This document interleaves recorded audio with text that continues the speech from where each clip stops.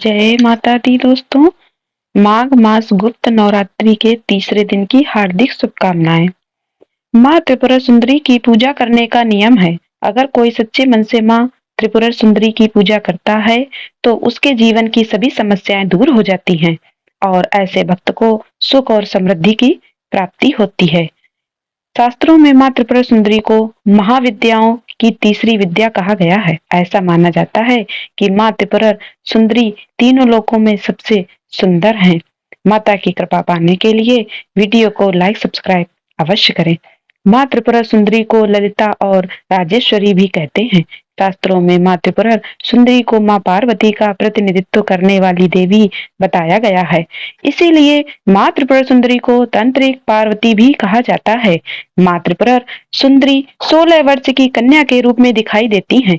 शास्त्रों में वर्णन मिलता है कि माँ त्रिपुरा सुंदरी अर्थात माँ सोनची का रंग सुनहरा लाल होता है। माँ दुर्गा के समस्त रूपों में से एक रूप जगत प्रसिद्ध देवी त्रिपुरा सुंदरी का है।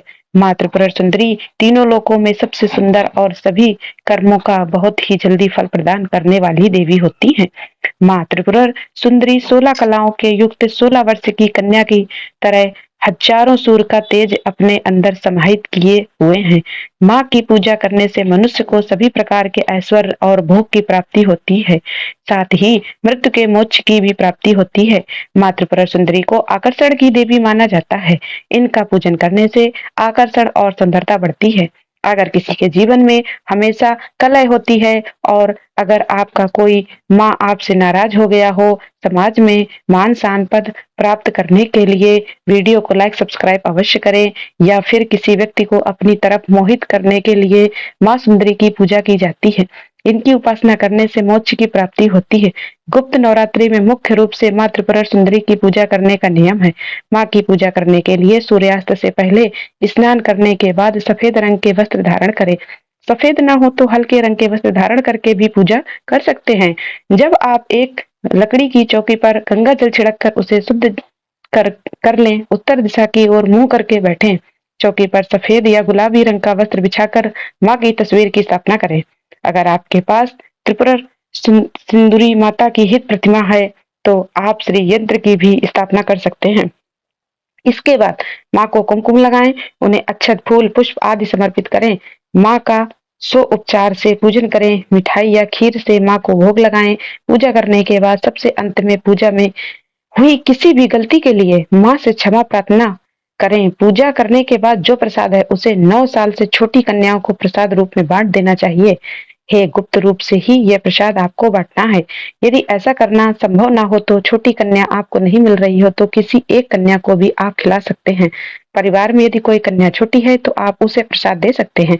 पौराणिक कथा के अनुसार जब भगवान शिव ने क्रोध के कारण कामदेव को अपना तीसरा नेत्र खोलकर भस्म कर दिया था, उस समय भगवान शिव के गणों ने उस भस्म को समेटकर उसे गीला करके एक सुंदर पुतला बनाया और भगवान शिव से कहा, हे प्रभु, इस पुतले में प्राण प्रतिष्ठा कर दीजिए। जिसके बाद भगवान शिव ने उस पुतले में प्राण प्रतिष्ठा कर दी, लेकिन वह भस्म से उत्पन्न होने के कारण उससे जो पुरुष उत्पन्न हुआ उससे तमोगुण की अधिकता थी, जिसके बाद वह तीनों लोकों में हाहाकार मचाने लगा। उसने देवराज इंद्र के ही समान दूसरे स्वर्ण का निर्माण किया और फिर स्वर्ण लोक पर ही आक्रमण किया। जिसके बाद देवराज इंद्र देवर्षि नारद के पास गए। उपाय के रूप में नारद जी ने उन्हें शक्ति के विविध रक्त और मांस से पूजा करने के लिए कहा। देवराज इंद्र ने ऐसा ही किया, जिसके बाद ऐसी त्रिपुरा सुंदरी का जन्म हुआ और फिर त्रिपुरा सुंदरी का माँ षोडशी ने उस असुर का वध करके देवताओं को स्वर्गलोक को प्राप्ति की। अब सुनिए माँ भगवती के तीसरे रूप माँ चंद्रघंटा की संपूर्ण कथा। देवी भागवत पुराण के अनुसार माँ भगवती का यह स्वरूप परम शांतिदायक और कल्याणकारी है। माँ के मस्तक पर घंटे के आकार का अर्धचंद्र है, इसी कारण देवी का नाम चंद्रघंटा पड़ा। इसके शरीर का रंग स्वर्ण के समान चमकीला और देवी का वाहन सिंह है। देवी की 10 भुजाएं हैं, जिनमें से कमल, धनुष, बाण, खड्ग, कमंडल, तलवार, त्रिशूल और गदा आदि जैसे अस्त्र और शस्त्र धारण करती हैं।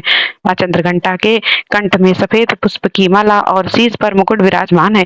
माँ चंद्रघंटा हमेशा युद्ध की मुद्रा में विराजमान रहती हैं। मान्यता है कि देवी के इस रूप की पूजा करने से भक्तों को न केवल अलौकिक शांति प्राप्त होती है, बल्कि इस लोक में और परलोक में भी परम कल्याण की प्राप्ति होती है। पौराणिक कथा के अनुसार एक बार महिषासुर नाम के एक दैत्य ने स्वर्गलोक पर आक्रमण कर दिया और उसने देवराज इंद्र को युद्ध में हराकर स्वर्गलोक पर भी अपना अधिकार कर लिया। युद्ध में हारने के बाद सभी देवता इस समस्या के निवारण के लिए त्रिवेणी यानी श्री ब्रह्मा, विष्णु और महेश के पास गए। वहां जाकर देवताओं ने त्रिदेवों से बताया कि महिषासुर ने इंद्र, चंद्र, सूर्य, वायु और अन्य देवताओं के सभी अधिकार छीन लिए हैं और उन्हें बंदी बनाकर स्वर्गलोक पर अपना अधिकार कर लिया। महिषासुर के अत्याचार के कारण देवताओं को अब धरती पर निवास करना पड़ रहा है। देवताओं की यह बात सुनकर त्रिदेवों को अत्यधिक क्रोध आ गया और उनके मुख से एक ऊर्जा उत्पन्न हुई। इसके बाद ये ऊर्जा दसों दिशाओं में जाकर व्याप्त हो गई। उसी समय वहां पर देवी चंद्रघंटा ने अवतार लिया। भगवान शिव ने उन देवी को अपना त्रिशूल, भगवान श्री विष्णु ने चक्र दिया। इसी तरह अन्य देवताओं ने भी माँ चंद्रघंटा को अस्त्र शस्त्र प्रदान किए। इंद्र ने माँ को अपना वज्र और घंटा प्रदान किया। सूर्यदेव ने माँ को अपना दिव्य तेज और तलवार दिए। इसके बाद देवी चंद्रघंटा को सवारी के लिए शेर भी दिया गया। अब माँ चंद्रघंटा अस्त्र शस्त्रों से सुसज्जित होकर महिषासुर से युद्ध करने के लिए निकल पड़ी। माँ चंद्रघंटा का रूप इतना विशालकाय था कि उसके इस स्वरूप को देखकर महिषासुर अत्यंत डर गया। महिषासुर ने अपने असुरों को माँ चंद्रघंटा पर आक्रमण करने के लिए कहा। सभी असुर देवी से युद्ध करने के लिए मैदान में उतर गए। माँ चंद्रघंटा के मस्तक पर विराजमान घंटे की डंकार से जाने कितने ही असुर मूर्छित हो गए, कितने ही भयभीत होकर भाग गए और न जाने कितने ही असुर सुनने की शक्ति को खो बैठे। और तब माँ चंद्रघंटा ने देखते ही देखते उन सभी असुरों का संहार कर दिया। महिषासुर अपनी पूरी ताकत के साथ देवी के साथ युद्ध करता रहा और अंत में देवी ने महिषासुर का वध भी कर दिया। यह देखकर देवगण अत्यंत प्रसन्न हो गए और उन्होंने आकाश से देवी पर पुष्प वर्षा की।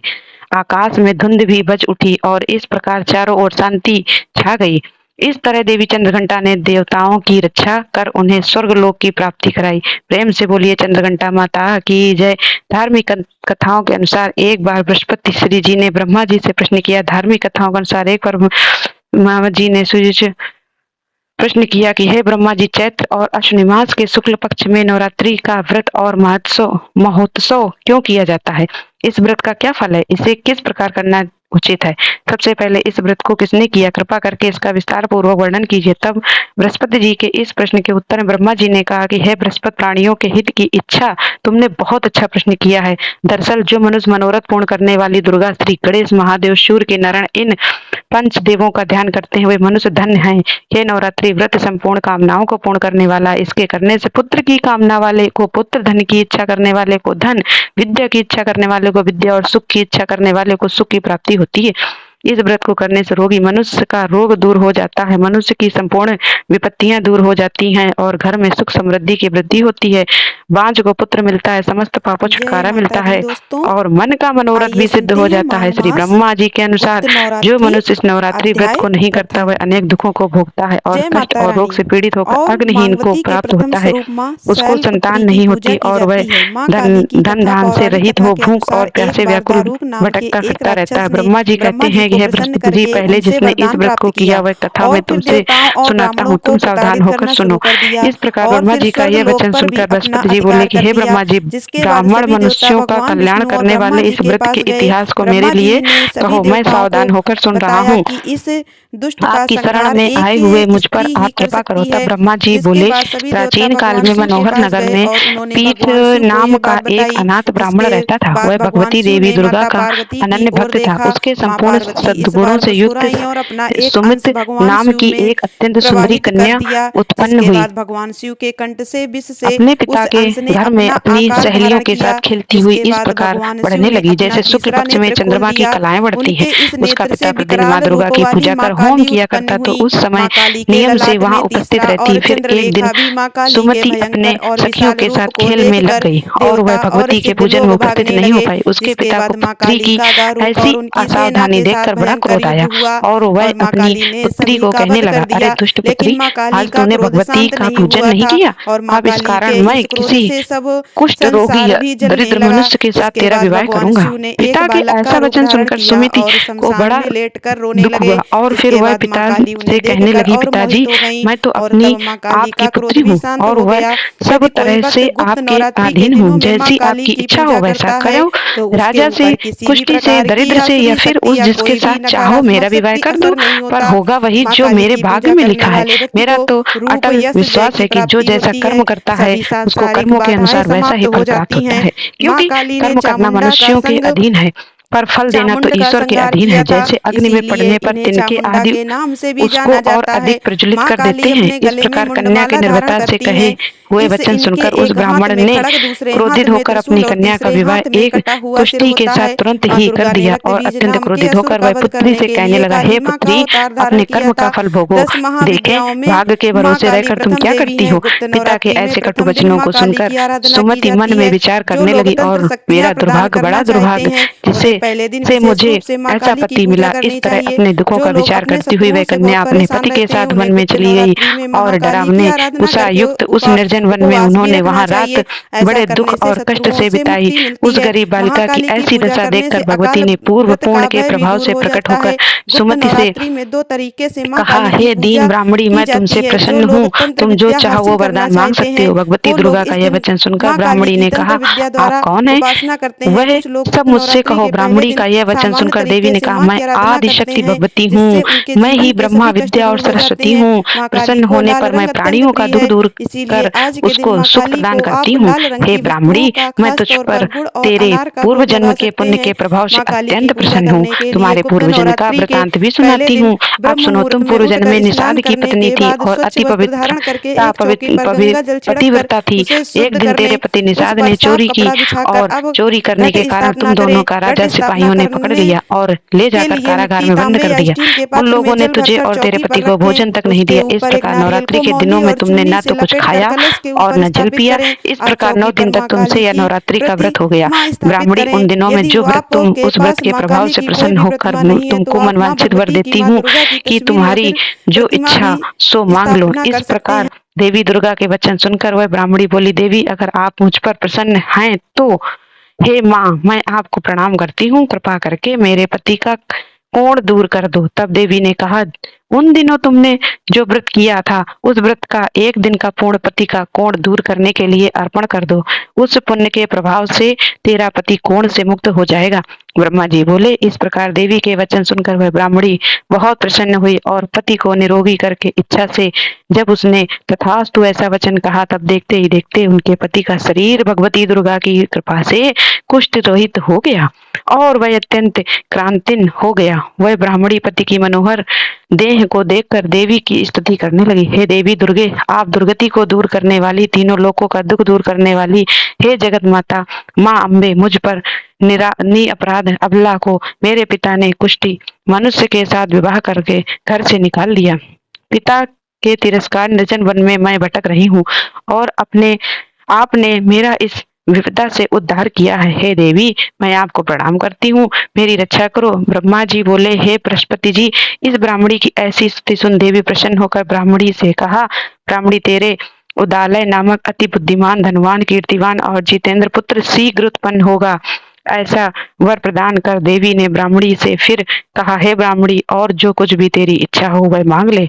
भगवती दुर्गा के ऐसे वचन सुनकर सुमति ने कहा, हे भगवती दुर्गे, अगर आप मुझ पर प्रसन्न हैं तो कृपा कर मुझे नवरात्रि व्रत की विधि और उनके फल का भी सविस्तार वर्णन करें।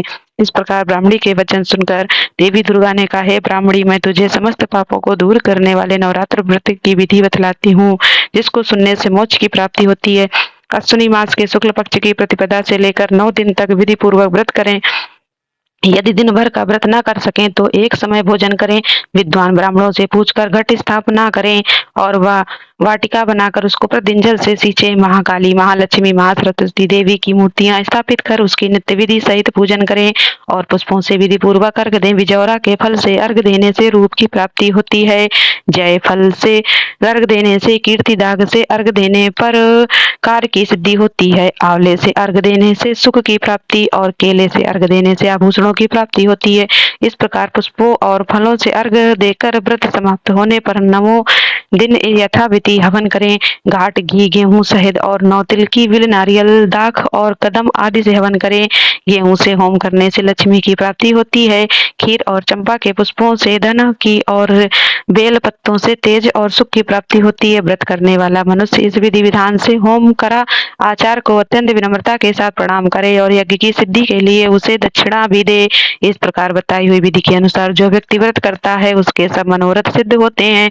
हे ब्राह्मणी, संपूर्ण कामनाओं को पूर्ण करने वाले उत्तम व्रत को तीर्थ, मंदिर अथवा घर में विधि के अनुसार करें।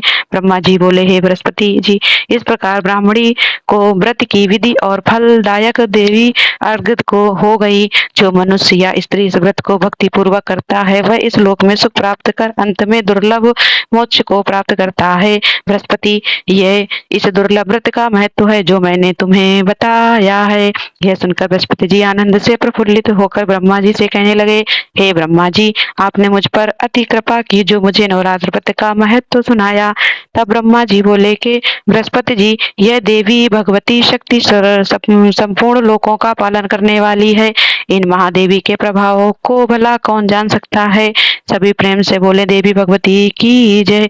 यह थी माँ जगदम्बा देवी की कथा जो नवरात्रि में प्रत्येक दिन भक्तों को अवश्य सुननी चाहिए। माँ दुर्गा के इन 9 रूपों की कथा सुनता है वो सदैव उन पर कृपा करती हैं। प्रेम से बोलिए, देवी माँ भगवती की जय।